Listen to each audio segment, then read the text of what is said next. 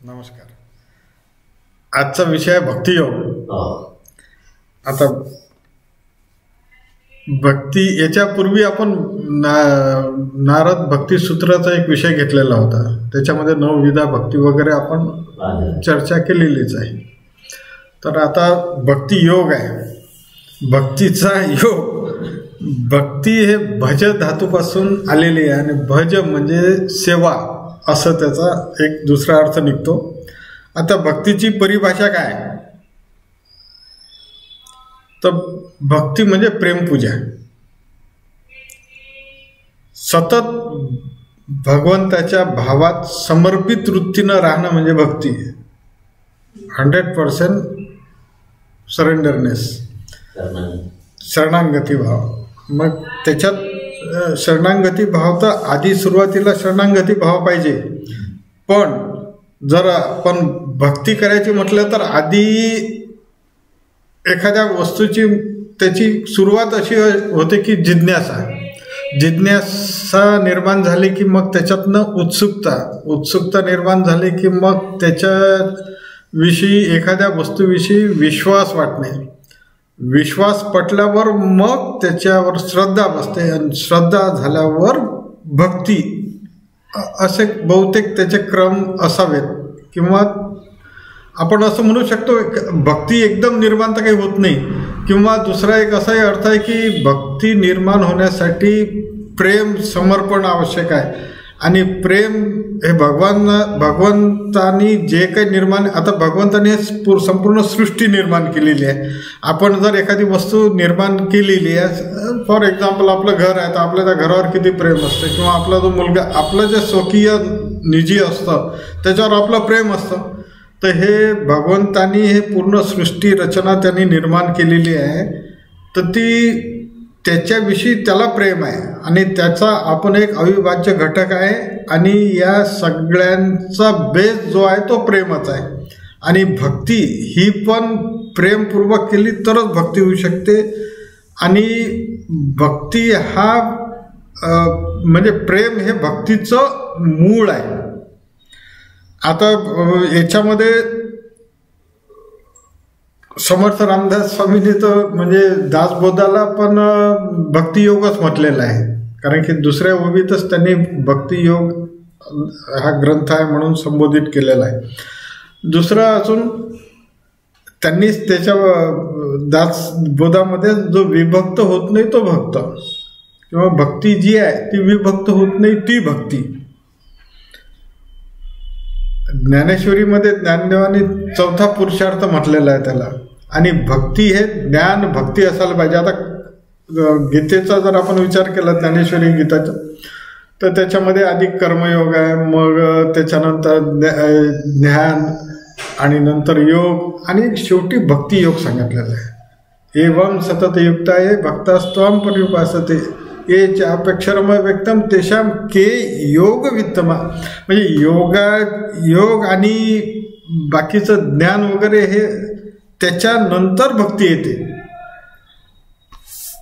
असं भक्तीचं महिमान म्हटलेलं आहे.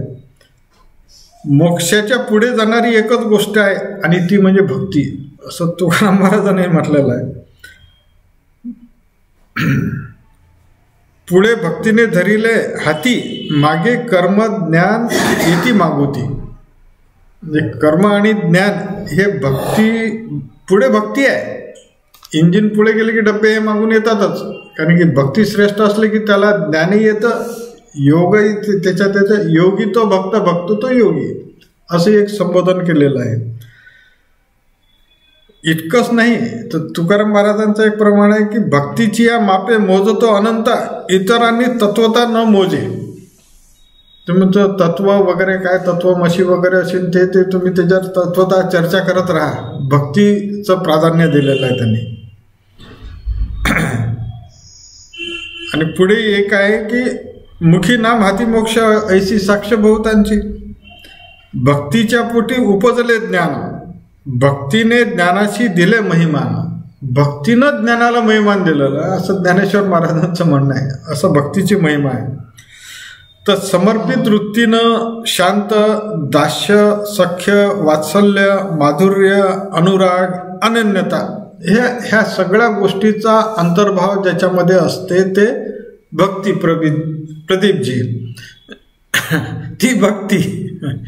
तर हे एवढे सगळे भाव त्याच्यामध्ये येतात. कोणकोणते? शांत, दास्य, सख्य, वात्सल्य, माधुर्य आणि अनुराग आणि अनन्यता. आता अनन्यता आपण त्याला द्यायलाच पाहिजे. आपण अनन्यता कशी तर त्याच्यापेक्षा अन्न दुसरं काहीच नाही. अनन्यता भक्तीला. भक्तीला तर कोणी तुम्ही ठीक आहे अनन्यता, तर मग एक क्षणही तुमचं चित्तवृत्ती दुसरीकडे कुठं गेली नाही पाहिजे. ती अनन्यता. अशी कोणी किती देऊ शकेल? किंवा किमान काही आयुष्यातला काही काळ नाही जमत. एक वर्ष एकदम फक्त एकच तेच, दुसरा कोणता विचारच नाही बा, तेही जमणार नाही. मग किमान एक महिना अनुष्ठान एखाद्या महिन्याचं तरी नाही होणार. सप्ताहातही होणार नाही. एक क्षण जरी तुम्ही कॉन्सन्ट्रेशन काही काळ तरी राहू शकता का? तर मग म्हणून हरिमुखे म्हणा, हरिमुखे म्हणा, पुण्याची गणना कोण कर. म्हणजे एक क्षण जरी तुम्ही त्याच्याशी एकत्रित होऊ शकले आणि ते क्रमाक्रमानं पुढे अग्रेसित करत गेले तर भक्तीच्या वाटेवर आपण एक पहिलं पाऊल टाकू शकतो. आता परमार्थात प्रीत आधी जागृत होते आणि त्याच्यानंतर भक्तीचा प्रारंभ होतो. प्रेम हृदयात असलं तरच भक्तीचा प्रारंभ होतो. त्याच्याही पुढे जाऊन परमेश्वर कृपेशिवाय मनुष्याचे प्रेम अंग जागृत होत नाही. त्याची कृपा असली तरच. देवाची कृपा कधी? जेव्हा म्हणजे देवाचं नामस्मरण कधी करू किंवा त्याची भक्ती आपण करू जेव्हा त्याची कृपा तुमच्यावर होईल तेव्हा ते करू शकू, अदरवाईज होऊ शकत नाही. त्याच्या कृपेनंच आपण जर सत्संग किंवा काही चांगले कर्म करत असू तर हे त्यानं आपल्यावर कृपा केली म्हणून आपण ते तसं करू शकतो. जीवाची हिंमत नाही, कारण हे जीव तर विविध विषयामध्ये काम, क्रोध, लोभ, मोह, मत्सर बाकीच्या याच्यामध्ये गुंतलेला आहे. त्यानं जर सत्प्रवृत्ती तुमच्यामध्ये निर्माण केली, त्यानं ते भक्तीची प्रेमधारा तुमच्यामध्ये जर प्रवाहित केली तरच आपण भक्ती करू शकतो.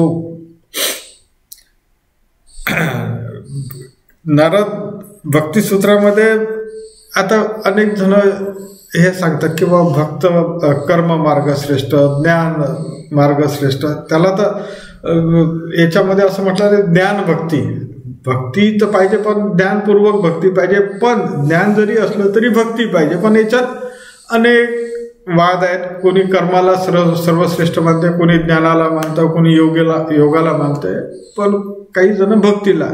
शेवटी नारद भक्तिसूत्रानं कन्क्लुडिंग त्यांचा भक्तिसूत्र ग्रंथ आहे त्याचा असं केलं ते वादो न अवलंबते. ज्ञानी किंवा जे समजदार लोक आहेत ते वादात काही अडकत नाही आहेत. वादात किंवा हे श्रेष्ठ की ते श्रेष्ठ, अरे तुम्ही करा तर खरं, जे करसाल ते श्रेष्ठ, पण जे करसाल ते लक्षपूर्वक करा आणि जे मनपूर्वक आणि प्रेमपूर्वक कराल तीच भक्ती होते. तोच परमार्थिक मार्ग आहे. त्याच्यात एक गोष्ट आठवली वादांवरून. चैतन्य संप्रदायाचे एक फार मोठे अभ्यासक होते सनातन गोस्वामी. तर त्या काळी एक असं असायचं की बा वादात मला हरवा, चर्चा करा सनातन धर्माची. मग त्याच्यात एक काशीवरून एक पंडित आले. यांचं नाव परत ऐकलं होतं सनातन गोस्वामीचं. त्यांना म्हणे मला तुमच्यासोबत चर्चा करायची, वाद करायचा आहे. मग सनातन गोस्वामी म्हणत की बाबा मला काही वाद करायचा नाही. तर म्हणे मग द्या म्हणे मला विजयपत्र लिहून द्या म्हणे तुम्ही की बाबा मी तुमच्याशी वादामध्ये जिंकलो. तर म्हणे ठीक आहे विजयपत्र लिही म्हणे तू. त्याने लिहून दिलं किंवा सही करून दिली की बा मी वादामध्ये हरलो, हे जिंकले. मग तो शहराच्या चौकामध्ये जाऊन सगळ्यांकडे सांगत राहिला की सनातन गोस्वामी माझ्या वादात हारले हे विजयपत्र त्यांच्या सहीचं आहे. तर त्यांचे भाचेही होते आणि शिष्यही होते, जीव गोस्वामी. ते रस्त्याने येताना त्यांना ते दिसलं की हा भड्या मारतो आणि सनातन गोस्वामींना याने वादात हरवलं आणि हा चौकामध्ये प्रचार करतो की मी जिंकलो, म्हणजे याची योग्यता काय? एक तर याची योग्यताच नाही, हा स्वतःच्या ज्ञानाचा अहंकार करतो आणि तो त्याची प्रचार करून राहिला, स्वतःच्याच मुखानं त्याची महती गाऊन राहिला. मग तो म्हणे की हे बघ सनातन गोस्वामीशी तू जिंकला असेल, मी त्यांचा शिष्य आहे. कोण म्हणते? जीव गोस्वामी. तर मग म्हणे की माझ्याशी जिंक तू वादामध्ये, तेव्हा मी मानेल. हे काही मानत नाही म्हणे सई वगैरे, ते तू झोपीत घेतलीशील किंवा कुठंतरी अजाणतेपणे घेतली असेल.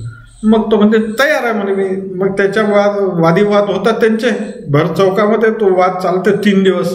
शेवटी मग 3 दिवसानंतर जीव गोस्वामी जे आहेत त्याला वादामध्ये पराभूत करतात. पराभूत केल्यानंतर मग याला जीव गोस्वामीला वाटतं की आपल्या गुरुला ज्याने हे नामहरण करण्याचा किंवा विनाकारण अपप्रचार केला तर आपण त्याला पराभव केला आणि आपण जिंकलो. या आविर्भावामध्ये ते सनातन गोस्वामीकडे गेले. सनातन गोस्वामींनी त्यांना कळलं ते की अशी 3 दिवस झाले चर्चा चौकामध्ये सुरू आहे म्हणून शहरामध्ये. तर ते म्हणे की त्याला माझ्या घराचे दरवाजे बंद आहेत, त्याच्यासाठी माझा उंबरठा ओलांडायचा नाही. आता जीव गोस्वामीला असं वाटलं की बा आपण तर एवढं चांगलं काम केलं, असं का असावं. तर ते प्रार्थनापूर्वक त्या म्हणे बा मला कमीत कमी माझी चूक कळू द्या. तर म्हणे पहिली चूक तुझी की तू वादामध्ये विनाकारण त्याचं यानं वाद करून काय अभिनिवेश सुखावतो तू खावतो, दुसरं काय साध्य काय काहीच नाही लागत. तर म्हणे पहिली गोष्ट एक तर तू तुझा नामस्मरणाचा वेळ घालवला आणि वाद करत बसला. नंबर 2, मला त्याच्याशी वाद करता आला असता त्या व्यक्तीशी, पण म्हणे त्यानं विजयपत्र घेऊन तो किती आनंदी झाला आणि तो आनंदात राहत होता आणि कोणाचा आनंद तू हिरावून घेतला. त्याच्यामुळे ही चूक आहे. तर इतकं संवेदनशील हृदय ज्याचं असते तो चांगली भक्ती करू शकतो. अशी भक्तीची आपण व्याख्याही करू शकतो. शेवटी भक्तियोगामध्ये सगळं जरी सांगितलं तरी गीतेवर यावंच लागते. 12व्या अध्यायामध्ये अर्जुना गा तू भक्तू तोची योगी तोची मुक्तू तो वल्लभा मी कांता अशी पडी आहे बस. तर असं जे आहे तो कांता तो वल्लभा मी कांता ही शेवटची भक्तीचा शेवटी उच्चांक जो आहे तो प्रतिवता भक्ती ज्याच्याकडनं होते तो भक्त. धन्यवाद.